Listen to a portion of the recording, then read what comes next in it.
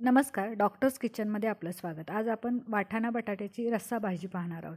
त्यासाठी खडे मसाले घेतले आहेत. ते अशा पद्धतीनं धने जरा जास्त घ्यायचे आहेत आणि ते कोरडे भाजून घ्यायचे आहेत.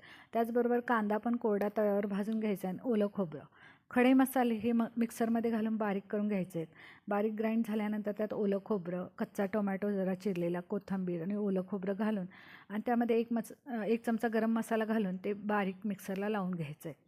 आपलं वाटण तयार झालं की कढईत थोडंसं तेल टाकून आपण जिरे मोहरीची फोडणी देऊन त्यामध्ये कढीपत्ता टाकून कांदा आणि टोमॅटो हाही भाजून घ्यायचा आहे.